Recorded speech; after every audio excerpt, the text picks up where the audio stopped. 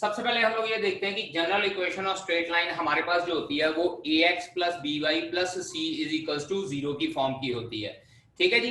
कोई भी इक्वेशन जैसे हम लोग 10th क्लास में करते थे x plus 3y is equals to 4 something like that etcetera.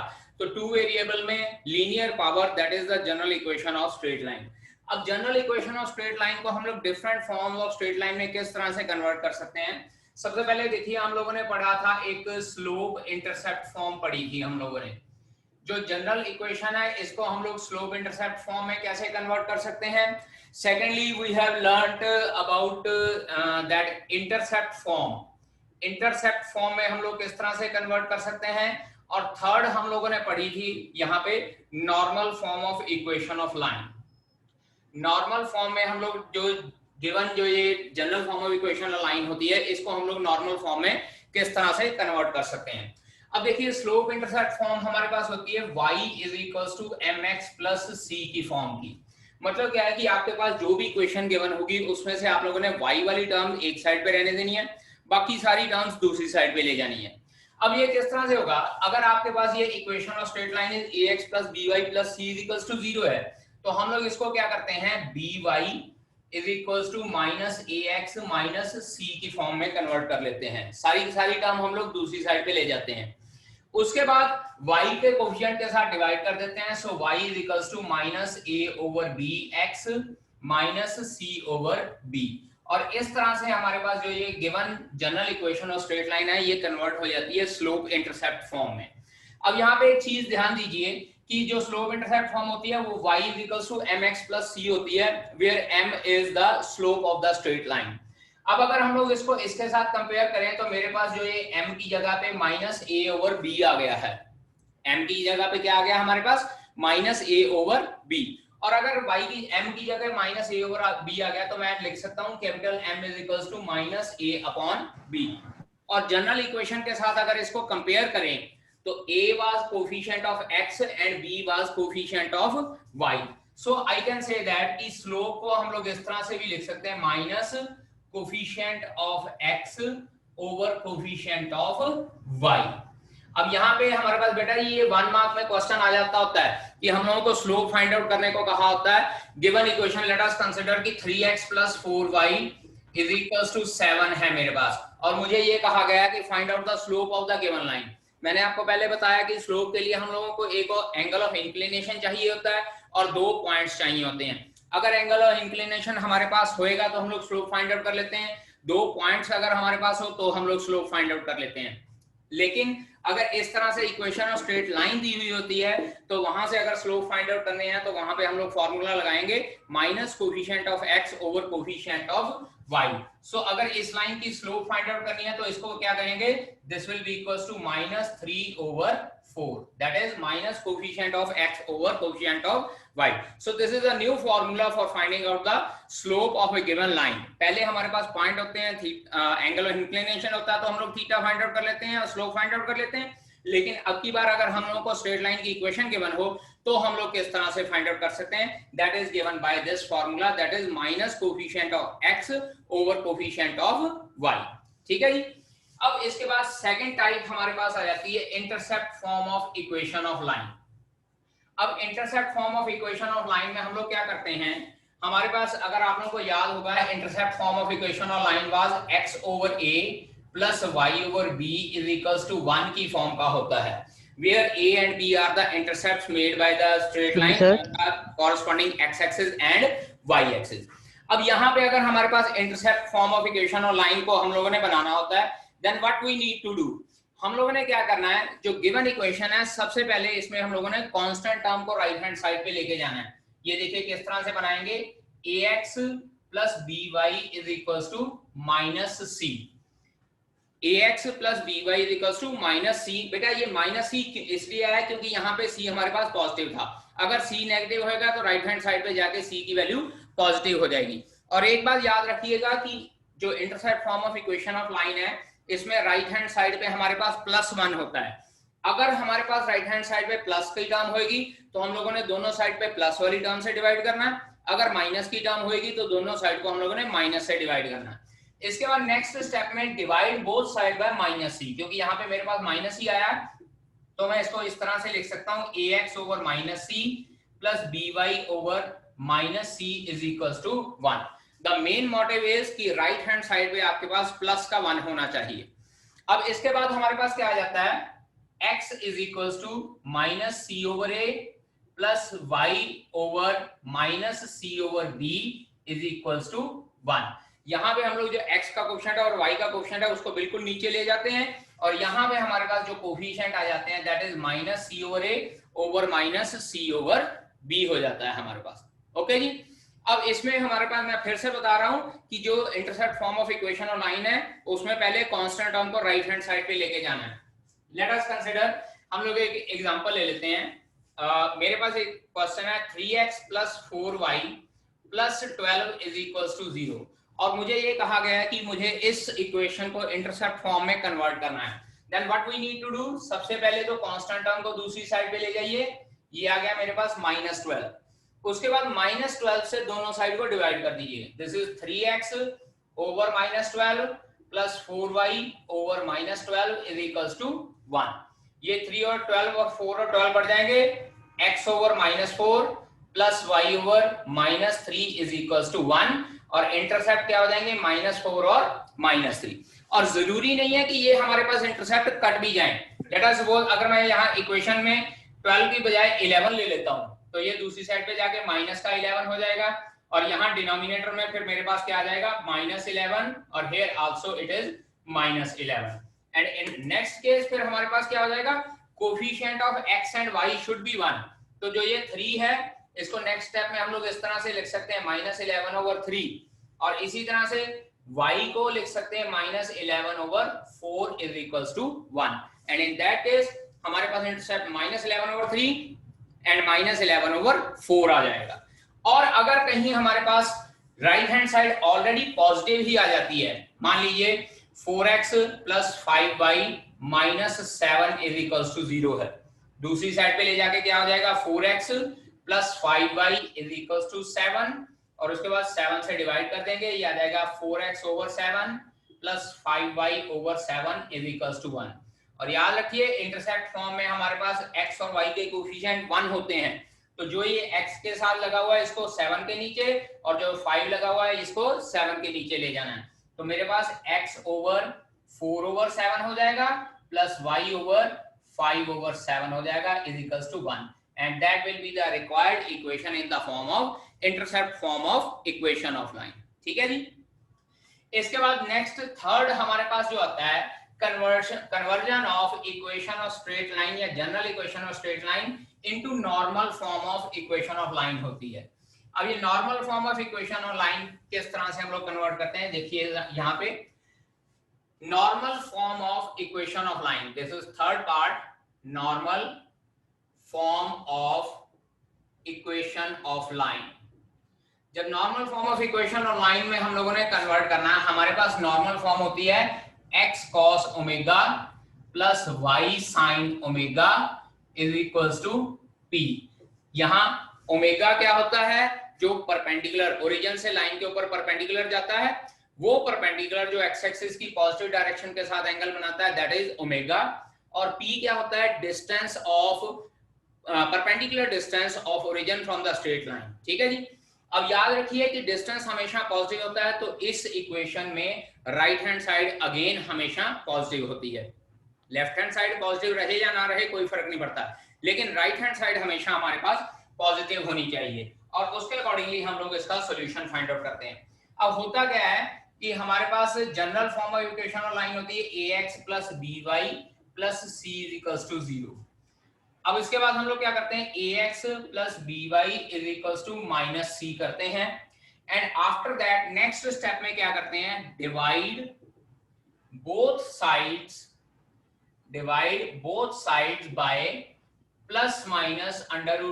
+ b²। अब ये मैंने जानबूझ के यहाँ पे प्लस माइनस का साइन लगाया है, साइन लगता है यहाँ तो +√a² + b², यहाँ लगता है -√a² + b²। तो उस केस में हम लोगों ने क्या करना होता है, अगर तो आपका राइट हैंड साइड नेगेटिव है तो आपने माइनस के साथ डिवाइड करना है, अगर आपका राइट हैंड साइड पॉजिटिव है तो आपने पॉजिटिव वाली टर्म के साथ डिवाइड करना है, that is divide by minus under root of a square plus b square, that is coefficient of x plus coefficient of y का square, if RHS is negative, और उसके बाद डिवाइड बाय प्लस का under root of a square plus b square if आपकी RHS positive है। अगर आपकी RHS negative या पॉजिटिव है तो उसके अकॉर्डिंगली आप लोगों ने यहाँ पे साइन लेना है under root of a square plus b square का, और उसके बाद फिर आप लोगों ने कंपेयरिंग करनी है। एक एग्जांपल लेके दिखाता हूँ आप लोगों को, आपकी एक्सरसाइज का ही क्वेश्चन है, किस तरह से करना होगा देखिए यहाँ पे। Let us consider we are having a question, third question first part, exercise आपकी 10.3 का थर्ड क्वेश्चन फर्स्ट पार्ट है। Convert the given equation x minus under root 3y plus 8 is equals to 0 into normal form in which perpendicular distance is positive and cos omega और sin omega की value हम लोगों ने find out करनी है। अब सबसे पहले मैंने आपको बोला कि इसको राइट हैंड साइड पे लेके जाते हैं, so x is equals to minus under root 3y is equals to minus 8। इसके बाद नेक्स्ट स्टेप है divide both sides by, हाँ जी देखिए, एक तो है कोफिशिएंट ऑफ x का square plus coefficient of y का स्क्वायर, और बाहर साइन लगेगा माइनस, क्योंकि राइट हैंड साइड पे नेगेटिव साइन है। मैंने बोला कि अगर राइट हैंड साइड पे नेगेटिव साइन होएगा तो हम लोग उसको माइनस वाली टर्म के साथ डिवाइड करेंगे। So divide both side by, this is equals to minus under root of 4 which is equals to minus 2। मतलब क्या है कि दोनों साइड पे हम लोगों ने minus 2 से डिवाइड करना है। So our equation will become minus 1 by 2x minus under root 3 over minus 2y is equals to minus 8 over minus 2, or we can say that minus 1 by 2x plus under root 3 by 2y is equals to 4। अब इसको हम लोगों ने cos omega और sin omega की form में convert करना है। चेक कीजिए, x के कोफिशिएंट को cos ओमेगा लिखते हैं, y के कोफिशिएंट को sin ओमेगा लिखते हैं, तो इट एम्प्लाइज हम लोग ये लिख सकते हैं cos omega is equals to -1/2 and sin omega is equals to √3/2। अब यहाँ पे देखिए, यहाँ से हम लोगों ने ओमेगा की वैल्यू निकालनी है, sin omega. Now cos omega, cos की वैल्यू नेगेटिव है, sin की वैल्यू पॉजिटिव है। अब यहाँ पे हम लोग ट्रिग्नोमेट्री की तरफ वापस जाएंगे। कौन से क्वाड्रेंट में cos नेगेटिव होता है और sin पॉजिटिव होता है, and that is only the second quadrant. और अगर सेकंड क्वाड्रेंट की बात करें तो मैं इसको इस तरह से लिख सकता हूँ, cos omega is equals to cos of 180 minus 60 degree, और sin ओमेगा को मैं लिख सकता हूं sin omega is equals to sin of 180 minus 60 degree, क्योंकि cos में 60 डिग्री की वैल्यू 1/2 होती है और sin में भी 60 डिग्री की वैल्यू √3/2 होती है, अगर sin ना कंसीडर करें। और उसके बाद फिर ये प्लस माइनस के साइन यहाँ क्वाड्रेंट डिसाइड करेंगे, तो यहाँ से हमारे पास cos ओमेगा की वैल्यू आ जाती है cos ऑफ 120 डिग्री, और sin ओमेगा की वैल्यू आ जाती है हमारे पास again sin 120 degree। So therefore our equation will convert into x cos 120 degree plus y sin 120 degree is equals to 4, which is the normal form of equation of straight line। ठीक है जी, ठीक है बेटा जी। Next is distance of a point, distance of a point, मान लीजिए point x1 y1 है, कोई value है, from straight line ax plus by plus c is equals to 0। जब भी हम लोगों को कोई इक्वेशन दी हुई है कि वो ax plus by plus c is equals to 0 की फॉर्म में गिवन होगी, अदरवाइज किसी और फॉर्म में होगी, तो पहले हम लोग उसको जनरल फॉर्म में कन्वर्ट कर लेंगे। अब इस पॉइंट का इससे डिस्टेंस फाइंड आउट करना बेटा, अगर कहा है find out the distance of point from the straight line, तो इसका मतलब होता है कि we need to find out the perpendicular distance. ठीक है जी। अगर परपेंडिकुलर डिस्टेंस नहीं होगा ना तो स्पेशली मेंशन किया होगा कि ये परपेंडिकुलर डिस्टेंस नहीं है, या क्वेश्चन में कुछ गिवन होगा जिससे हम लोगों को पता चल जाएगा कि ये स्ट्रेट लाइन का परपेंडिकुलर डिस्टेंस नहीं फाइंड आउट करने को कहा। तो अब यहाँ पे जो ये डिस्टेंस है, इसको हम लोग इस तरह से भी कह सकते हैं कि perpendicular distance of a point from the straight line, और उसका फॉर्मूला होता है d is equals to modulus of ax1 plus by1 plus c over under root of a square plus b square. ठीक है, नाउ लेट अस एक example देता हूं। Let us consider एक पॉइंट P है 2, -3, इसका डिस्टेंस 15x + 3y - 6 = 0। यहां से परपेंडिकुलर डिस्टेंस फाइंड आउट करना है। x1 y1 2, -3 हो जाएगा और ये हमारी स्ट्रेट लाइन है। तो अगर परपेंडिकुलर डिस्टेंस फाइंड आउट करना है, d = मॉडुलस a 15, उसके बाद x1 है यानी कि x की जगह पे वैल्यू 2 पुट कर देनी, 3 × y की जगह पे -3 पुट कर देनी, 6 divided by under root of a square plus b square, मतलब कोफिशिएंट ऑफ x का square plus coefficient of y का square. It will be under root 15 square plus 3 square. So d हमारे पास कितना आ जाता है 30 -9 - 6 divided by under root of 234, क्योंकि 15 का square 225 आ जाएगा, 3 का square 9 + 225 under root 234, and our answer comes out to be 15 over under root 234 units. Units लिखते हैं क्योंकि मीटर सेंटीमीटर वगैरह कुछ नहीं होता हमारे पास। और मॉडुलस का साइन बेटा जी इसलिए लगाया जाता है क्योंकि कई बार अंदर कोऑर्डिनेट पुट करने पे हमारे पास नेगेटिव में आंसर आता है और distance can never be negative, इसीलिए मॉडुलस का साइन उसके नेगेटिव साइन को रिमूव करके प्लस में कन्वर्ट कर देता है। So this was the distance of a point from straight line ax + by + c = 0। अब इसके बाद हमारे पास नेक्स्ट मेथड है, that is distance between two parallel lines. Distance between two parallel lines. अब एक मेरी बात ध्यान से सुनिए, एक प्लेन सरफेस में या तो दो लाइनें पैरेलल होती हैं, कोइंसिडेंट होती हैं और इंटरसेक्टिंग होती हैं। अगर इंटरसेक्टिंग होंगी तो दोनों लाइंस के बीच में डिस्टेंस 0 है क्योंकि इंटरसेक्ट कर रही हैं। अगर कोइंसिडेंट है तो भी दोनों लाइनों के बीच में डिस्टेंस हम लोग 0 है। तो इसका मतलब नेक्स्ट हमारे पास रह जाता है distance between two parallel lines. अब अगर पैरेलल लाइनें गिवन होंगी तो वो दो तरीके से गिवन होती हैं। एक होता है, हम लोगों को कहा होता है y1 = mx + c1, या y ही कंसीडर कर लेते हैं, और दूसरी y = mx + c2। ये हमारे पास है slope intercept form. Slope intercept form एक बार याद रखिएगा, पैरेलल लाइनों की स्लोप सेम होती है, तो यहाँ पे m और m लगा दिया मैंने सेम, सिर्फ डिफरेंस आया ये c1 और c2 पे, और यहाँ c1 क्या है y इंटरसेप्ट। ठीक है जी। और उसके बाद दूसरी टाइप हमारे पास ये जनरल इक्वेशन आती है, ये होती है ax + by + c1 = 0, ax + by + c2 = 0। दोनों के बीच में हमारे पास ये डिस्टेंस इस तरह से अगर फाइंड आउट करना है तो दो इक्वेशंस हम लोगों को इस तरह से दी हुई होती हैं। ठीक है जी।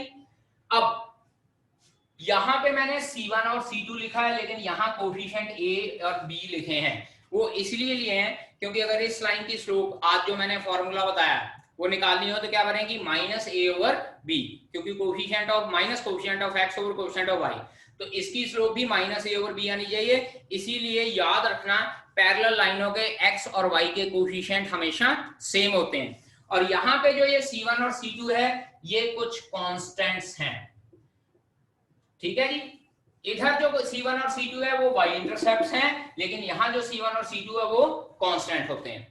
अब अगर आपको लाइन y = mx + c1 की फॉर्म में गिवन है, दो लाइनें y इंटरसेप्ट फॉर्म में गिवन है या स्लोप इंटरसेप्ट फॉर्म में गिवन है, तो जो डिस्टेंस होता है दोनों लाइनों के बीच में, distance d will be given by equal to c1 - c2 modulus over under root of 1 + m²। So here c1 and c2 are the slope y intercepts और m हमारे पास क्या है slope of the straight line है। अगर हमारे पास slope intercept form में equation of line given है, लेकिन अगर जनरल इक्वेशन लाइन की गिवन है, then distance will be given by c1 - c2 modulus over under root of a² + b²। a² + b² मतलब कोफिशिएंट ऑफ x का square plus coefficient of y का square और उसका अंडर रूट। यहाँ c1 c2 y intercepts हैं, लेकिन यहाँ c1 c2 हमारे पास जो कांस्टेंट टर्म्स होती है इक्वेशन ऑफ स्ट्रेट लाइन में वो है। ठीक है जी। Now in exercise 10.3 first question, reduce the following equation into slope intercept form.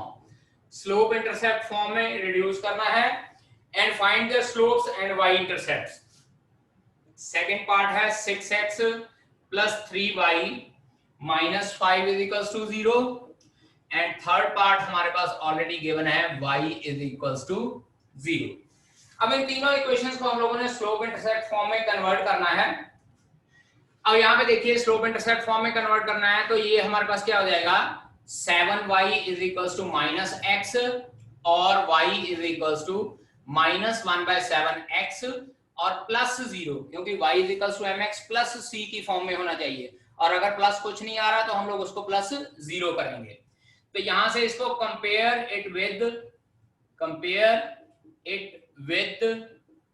y is equals to mx plus c करते हैं। तो यहां से m की वैल्यू कितनी आती है -1/7 और c की वैल्यू कितनी आती है 0। So we can say that slope is equals to -1/7 और y इंटरसेप्ट मेरे पास क्या है 0 है। इसके बाद सेकेंड इक्वेशन यहां से 3y is equals to -6x plus 5 y is equals to -6/3x plus 5/3 दोनों साइड पे 3 से डिवाइड कर दिया। So y is equals to -2x plus 5/3 and compare it with, now this time compare this equation with y is equals to mx plus c. So m की value मेरे पास कितनी आ जाती है -2 और c की वैल्यू कितनी आ जाती है यहाँ पे मेरे पास 5/3। ठीक है जी। अब जो थर्ड इक्वेशन है यहाँ पे y equals to mx plus c की फॉर्म में कन्वर्ट करने की जरूरत नहीं है क्योंकि ऑलरेडी ये y इक्वल्स टू समथिंग की फॉर्म में, सिर्फ इसको इस तरह से लिख सकता हूँ y equals to 0x plus 0। ठीक है जी, क्योंकि mx प्लस c की फॉर्म में लिखनी है। So compare it with y is equals to mx plus c, m की वैल्यू 0 और c की वैल्यू भी यहाँ पे 0 आ रही है। ठीक है जी, नोट कीजिए बेटा जी। It is given to us that reduce the following equation into intercept form and find their intercepts on the axis. पहली है हमारे पास 3x plus 2y minus 12 is equals to 0। Second equation is 4x minus 3y is equals to 6 and third equation is 3y plus 2 is equals to 0। Now see here, इंटरसेप्ट form में convert करने के लिए पहले कांस्टेंट को दूसरी side पे ले जाते हैं। This will B 12। अब डिवाइड बोथ साइड बाय 12 क्योंकि राइट हैंड साइड पे 1 होना चाहिए ऑन बोथ साइड्स। ठीक है जी। जब दोनों साइड पे डिवाइड किया 12 के साथ, ये आ गया 3x over 12 plus 2y over 12 is equals to 1। ये कैंसिल आउट हो जाएंगे। So x over 4 plus y over 6 is equals to 1। तो साथ में हमको ये कहा गया है कि intercept, therefore intercept on x axis और उसके बाद इंटरसेप्ट ऑन y एक्सिस। तो यहां से x एक्सिस के ऊपर इंटरसेप्ट आ जाएगा a इज इक्वल्स टू 4 और y एक्सिस के ऊपर आ जाएगा b इज इक्वल्स टू 6। ठीक है जी, क्योंकि x over a plus y over b की फॉर्म का लिखना है। अब जब दूसरी इक्वेशन है ये ऑलरेडी राइट हैंड साइड पे है, डिवाइड बोथ साइड बाय 6 कर लेते हैं। डिवाइड बाय 6 ये आ जाएगा 4x upon 6 minus 3y upon 6 is equals to 1। ये कैंसिल आउट हो जाएगा। 2x upon 3 plus 1y over minus 2 is equals to 1 क्योंकि इंटरसेप्ट फॉर्म में x over a plus y over b आता है। So it will be x over 3 over 2 plus y over minus 2 is equals to 1. So therefore intercept on x axis हमारे पास क्या आ जाएगा a is equals to 3/2 and intercept on y axis that is b is equals to -2 आ जाएगा। ठीक है जी। अब बात करते हैं यहाँ बेटा जी, ये हमारे पास एक तरह से 0x plus 3y is equals to -2 की फॉर्म की है। जब डिवाइड करेंगे ये आ जाएगा 0x plus y upon -2 upon 3 is equals to 1। वैसे भी अगर हम लोग इसको कंसीडर करें तो y इज इक्वल्स टू -2/3 आती है and this is parallel to x axis. ये जो इक्वेशन है हमेशा x एक्सिस के पैरेलल होएगी क्योंकि अगर इसको सॉल्व करें तो y इज इक्वल्स टू -2/3 की फॉर्म की आती है और y is equals to something constant मैंने पहले दिन बताया था कि पैरेलल टू x एक्सिस होती है. So we can say that this line is parallel to x axis. So there is no x intercept. इसके ऊपर x इंटरसेप्ट कुछ भी नहीं होगा. और y को यहाँ पे ये किस पॉइंट पे कट कर रही है, -2/3 एंड y इंटरसेप्ट इज -2/3 हमारे पास यहाँ पे आ जाता है. ठीक है जी. अगर कोई line parallel to y axis हो जाए तो उसका y एक्सिस नहीं होगा, y इंटरसेप्ट नहीं होगा. अगर कोई line parallel to x axis हो जाए तो उसका x इंटरसेप्ट नहीं होगा. ठीक है जी. थर्ड क्वेश्चन, थर्ड पार्ट, हम लोगों को इक्वेशन ऑफ लाइन गिवन है x minus Y is equals to 4. x minus Y is equals to 4 given है मुझे. ठीक है जी. तो क्या करना है, इसको हम लोगों ने कन्वर्ट करना है, डिवाइड बोथ